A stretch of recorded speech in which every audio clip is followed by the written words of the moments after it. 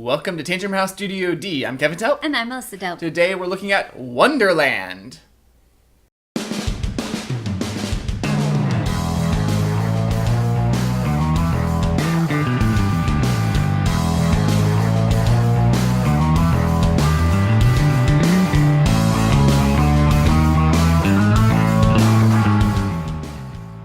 Wonderland, a game designed by Daniel Solis and published by Renegade Game Studios, is a two-player microgame, and it will be available on International Tabletop Day, April 28th, 2018. In Wonderland, you take on the role of either the Red Queen or as Alice, and you're going to be playing cards into a grid. You're trying to control either the columns or the rows, and whoever does control those will get points at the end of the game. Whoever has the most points wins. The components include 7 cards for the Red Queen's hand, 7 cards for Alice's hand, 4 Wonderland cards for an expansion, and a velvet bag. At the beginning of the game, each player gets a hand of cards, either for Alice or the Queen.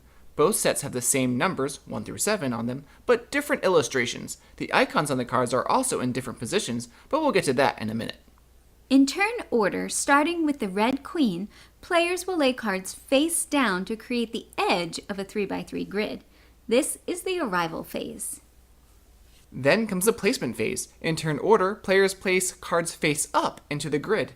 They can go right side up or upside down if you want. Play continues until there are no more cards to play. There are 2 types of magic items on the cards, potions and cakes. If a potion is adjacent to another face-up card, it makes that card worth 0 points. If a cake is next to an adjacent face-up card, then it doubles the rank of that card. These don't affect the face-down cards on the edge, nor do the cards face down on the edge affect the face-up cards. Players total the value of their cards in each row and column, and the winner receives the face-down card. So for instance, Alice wins this card, and the Queen wins this card.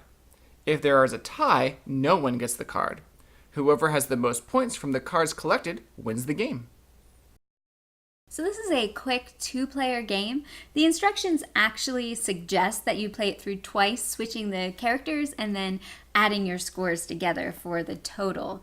Now, the mechanics are pretty simple of what you're doing, but the choices and decisions you make during the game are intriguing.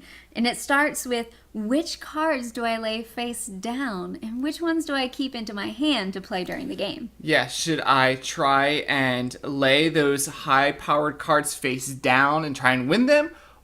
But that leaves lower numbered cards in my hand.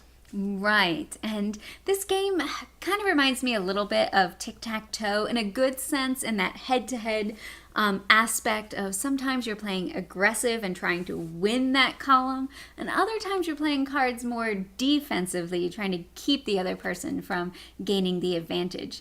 Because, if I lay my 7 value card, he could potentially lay a potion by it and cancel it out. Or if I lay a cake and there's an open spot, he could put his card in there and then it doubles the value of his card instead. Or you could lay that cake as a trap, and then you can lay a potion to cancel out the other player's card.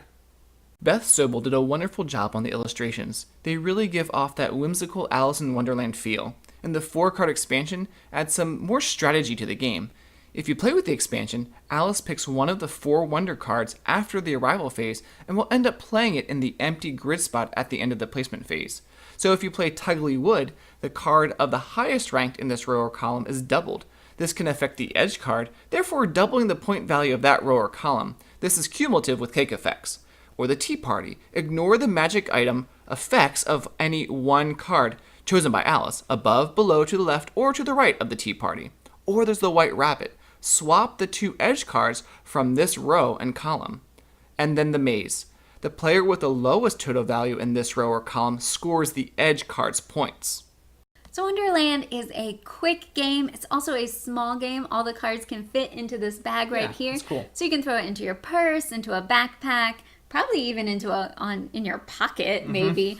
So you can take it with you and play 2 players. you do need a little bit of table space because you have to make that grid. But not too much. But right, it's not a huge amount of space. So this is a great travel game to take with you when you want something quick and easy for 2 players. So if you're looking for that quick 2-player micro game, then go to your friendly local game store on April 28th, International Tabletop Day, and snag a copy.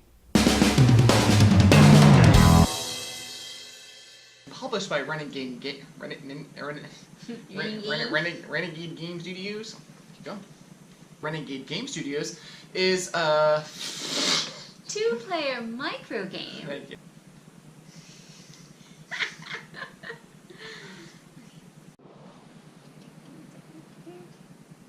Hair check. Hair check.